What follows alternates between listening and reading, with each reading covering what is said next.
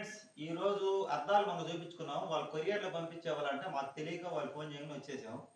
400 రూపాయలు పెట్రోల్ ఖర్చు వచ్చినందుకు ఉపయోగం జరిగిందిలేండి. ఎందుకంటే మొన్న సరిగ్గా శుభ్రం చేయలేదు. ఈ రోజు కొంత శుభ్రం చేసాం. బావిలో నీళ్ళు తాగాను. అది మొహం నల్ల పెట్టకుండా దీపావళి పండుగ కదా వరే కొడక వచ్చి శుభ్రం చేసుకుని అంటే ఇల్లంతా ఈ రోజు మటుకు ఇల్లంతా శుభ్రం చేశాను. ఆ గొంతంతా శుభ్రం చేశాను. ఇంకా ఆ పక్క ఇంకా చాలా ఉంది. అది స్టెప్ బై స్టెప్. పాము పిల్ల కూడా లోపలికి వచ్చింది. అది మేము బల్లులకి అది అతికిస్తే దానికి అతుక్కుంది. పాము పిల్ల అతుక్కుంది. ఇప్పుడు చెప్పు. బల్లుల కోసం అతికించిన గమ్ములో పాము పిల్ల అతుక్కుంది. అంటే అవి ఒక స్టిక్కర్ లాంటివి. స్టిక్కర్లు చూపించు, సరిగ్గా చూపించు.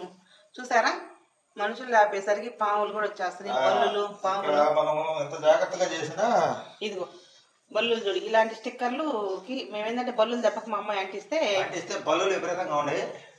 అసలు ఎక్కడ చెయ్యి పెట్టడానికి లేదు. చాలా వరకు శుభ్రం చేసాము. అయితే ఇల్లు ఇట్లయితే చాలా వరకు శుభ్రం చేసాము.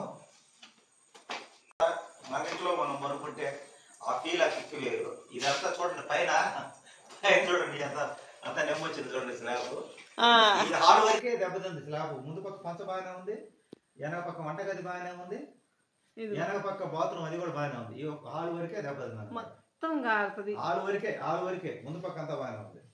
మళ్ళీ వెనక పక్క చూడండి ఎంత పగిలిపోయింది. మొత్తం పొక్కిపోయింది. మా అక్కడ వరకు కరబెట్టి పొడిస్తే మొత్తం కింద పడిపోద్ది. హాల్ వరకే చేయించుకోవాలి, గమ్ వేయించుకోవాలి. ఇక పోతే హాల్ వరకు చేయించుకోవడం కన్నా అదే మనము అదే ఇప్పుడు దాకా అయితే కోల్ వేసుకుని పనుకున్నా. నేను ఇప్పుడు దాకా కోల్ వేసుకుని హాయిగా పనుకున్నా. పై ఫ్యాన్ తిరగట్లేదు. ఆ పక్కన స్విచ్ బోర్డు పోయింది, పై ఫ్యాన్ తిరగట్లేదు. ఇట్లా కాసేపు కొనుక్కున్నాను రిలాక్స్ అయ్యేంత శుభ్రం చేసి. మా ఆవిడైతే మటుకు బయటకు రాకూడదు. మా ఆవిడైతే మటుకు కాసేపు కూడా కొనుక్కునేది. నన్ను మాకు ఏంటంటే ఇక్కడ ఉండాలంటే భయం, బల్లులు భయం అన్నమాట. అసలు అట్ట కాదు. మా మాట చెప్తావేంది. ఇప్పుడు మనం ఇక్కడ చెత్త అంతా కదిలించకపోయేసరికి ఒక చెడు పురుగు చేరి అది కదిలిస్తే నాకు ఒళ్ళంతా దొద్దర్లు వచ్చింది. ఇంకా రాబోయే రోజుల్లో మనం వెంటనే వదిలేస్తే ఇంకా అసలు పాడుపోయిపోయేది ఇల్లు. ఇదిగో చూడండి ముందు పక్క అంతా నీట్గా చిమ్ముకున్నా. కనిపిస్తుందా? ఇదంతా శుభ్రంగా నేను చిమ్మాను. మంతా గోకేసి చెత్త అంతా బీకేసి చీకట్లో ఏం కనిపించదు లేదు. ఈసారి వచ్చినప్పుడు చేద్దాం. కనిపి అసలేం కనిపి ఇట్లా వేస్ట్. ఇక్కడ చూపించు. ఇక్కడ ఇదంతా శుభ్రం చేసాము. ఇటు పక్క గొంతులో శుభ్రం చేశాను. అది ఇందాక తీయాల్సింది గొంతులో కూడా శుభ్రం చేశాను. అటు పక్క ఒక బాత్రూమ్ ఉంది, అదంతా శుభ్రం చేసి ఎప్పుడు నీళ్ళు వచ్చినప్పుడు పోవడానికి ఇబ్బంది లేకుండా.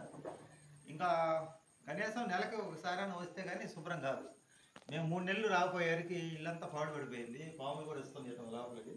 అందుకని మొత్తం శుభ్రంగా చిమ్మాము. వేస్ట్ అంతా బయటపడేసాము.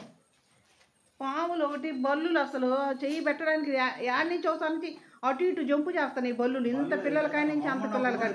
ఇప్పుడు ఇంకొక రకం వేరు. అప్పుడు మమ్మన్నప్పటి నుంచి అట్లా ఉండే బల్లులు. అయ్యా ఇప్పుడు ఇంక పిల్లలు పెట్టినాయి బాగా. పిల్లలు పెట్టి అది పొగులు చేయాలి. చాలా వరకు ఆ బావి దగ్గర పోవడానికి శుభ్రం చేశారు. ఆ బావి దగ్గర పోయే చెత్త శుభ్రం చేశారు.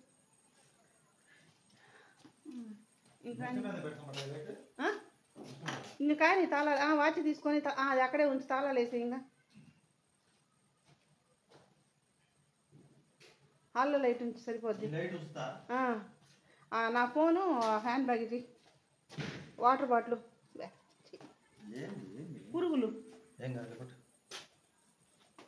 బయట వరకు అయితే బాగానే ఉంది. అది దీని వరకు బయట ఆడ బాగుంది. ఇదంతా బొక్కిపోతాయి. దీని వరకు కాస్తుంది ప్రస్తుతం. ఉందంటే ఇంక ఏమైనా ఉండే లోపల ఏం లేవు. ఇది మేమైతే పని మొత్తం పూర్తి చేసి అవి ఏంటి అంటే ఎప్పుడో తీసుకొచ్చిన డిస్పోజల్ గ్లాసులు, ప్లేట్లు ఇంకా మాయన టైం అయిపోయి ఉంటే ఎందుకు లేని చెప్పేసి పడేయమంటే పడేసిన. ఇంకా నీళ్ళ బకెట్ అయితే లోపల పెడతాడు. అన్నీ సర్దేస్తున్నాడు. మా పని ఎట్టే ఉంటుంది. వచ్చినప్పుడు మొత్తం బయటికి తీసుకోవడం అవసరమే. మళ్ళీ బయలుదేరేటప్పుడు మొత్తం సర్దుకోవడం. ఇంకేం లేవు. తాళ బుర్ర తగిలిచ్చు దానికి.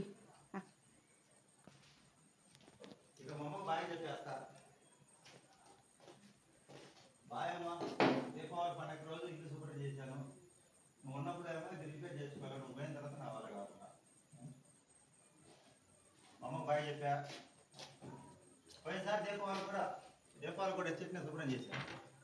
క్రిస్మస్ పండుగ క్రిస్మస్ పండగకి లేదు, దీపావళికి రాలేదు కానీ దీపావళి కాదు, క్రిస్మస్ పండుగ. పండగకో జనవరి ఫస్ట్కో ఎప్పుడో వచ్చినాం ఒకసారి. 31st.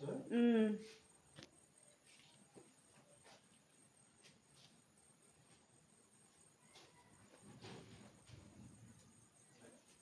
కాకపోతే ఇక్కడ చూడండి, ఇదిగో ఇక్కడ బాగా అది ప్లాస్టింగ్ చేపిస్తుంది. అదే ఇది ఇక్కడ పొక్కిపోయింది, దెబ్బతింది. కాకపోతే దీన్ని జాగ్రత్తగా మళ్ళీ ఏమైనా చేయించుకుంటే ఉపయోగపడుతుంది. దీన్ని ఇంతవరకు తీసేసి రేకులు వేసుకోవడం బెస్ట్ మా. అది ఏం కలిసిన ఇబ్బంది లే, కానీ ఇది చూడండి, ఇది పరిస్థితి.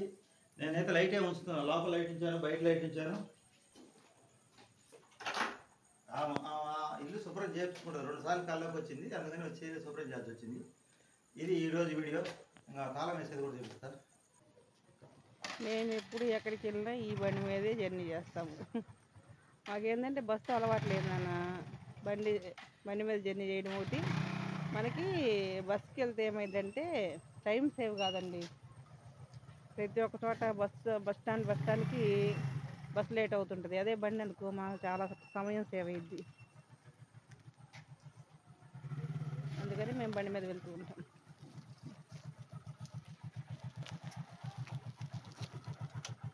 ఇక చీకట్లో మా ప్రయాణం నైట్ జర్నీ. సమయం 7 అవుతుంది, టైము 7 దాటింది, 7:10 అయింది టైము.